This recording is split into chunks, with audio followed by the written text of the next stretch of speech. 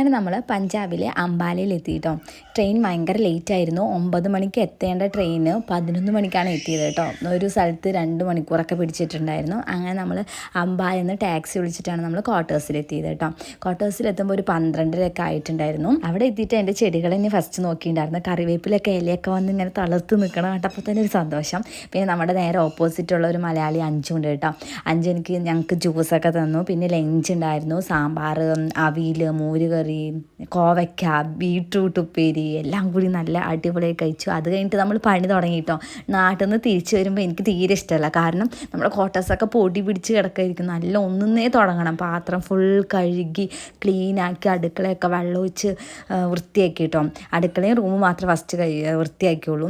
പിന്നെ മെല്ലെ മെല്ലെ ചെയ്യാമെന്ന് വിചാരിച്ചു. കാരണം ആകെ ടയേർഡായിട്ടല്ല നമ്മൾ എത്താം. പിന്നെ വീട്ടിൽ നിന്ന് കൊണ്ടുവന്ന ചെറിയ ഇതൊക്കെ ഒന്ന് പൊട്ടിച്ച് നോക്കി. ഉപ്പിലിട്ട മാങ്ങയൊക്കെ ഉണ്ടായിരുന്നു കേട്ടോ. കുറച്ചുണ്ടായിരുന്നുള്ളൂ. പിന്നെ വെളിച്ചെണ്ണ അമ്മ ഇതൊക്കെ നെയ്യൊക്കെ തന്നു വിട്ടിട്ടുണ്ടായിരുന്നു. പിന്നെ കുറച്ച് ഇഞ്ചി കൊണ്ടുവന്നിട്ടുണ്ടായിരുന്നു. എനിക്ക് ഇവിടുത്തെ ഇഞ്ചിയില്ലേ ഒരു സ്മെല്ലില്ലേ ഇഞ്ചിക്ക് കേട്ടോ. പിന്നെ വൈകുന്നേരത്തെ ചായയും അഞ്ചും ആട്ടോ തന്നത്. പിന്നെ ഡിന്നർ അഞ്ചും അപ്പവും കുറുമക്കറി ഉണ്ടാക്കി തന്നിട്ടുണ്ടായിരുന്നു. അപ്പോൾ അതിൻ്റെ കൂടെ ഞാൻ കുറച്ച് കട്ടൻ ചായ വെച്ച് കൂടി കഴിച്ചു കേട്ടോ. അങ്ങനെ നമ്മൾ അപ്പവും കുറുമക്കറിയൊക്കെ കഴിച്ചു. നല്ല ടേസ്റ്റ് ഉണ്ടായിരുന്നു കേട്ടോ. പിന്നെ ഇനി കുറേ പണി കിടക്കുകയാണ്. ലഞ്ച് കഴിച്ച് ഞങ്ങൾ കിടന്നുറങ്ങിയിട്ടോ. കാരണം നമുക്ക് വയ്യാതെയല്ലേ വന്നിട്ടുണ്ടായിരുന്നത്. അതുകൊണ്ട് വലിയ പണിയൊന്നും അങ്ങനെ കാര്യമായിട്ട് ചെയ്തില്ല. ഒന്ന് അടിച്ചു വാരി തുടച്ചിട്ടു, അത്രേനെ ചെയ്തോളൂ. ഈ നാളെ തൊട്ട് നല്ല പണിയാണ് കുട്ടികളെ. പണിയാണ്.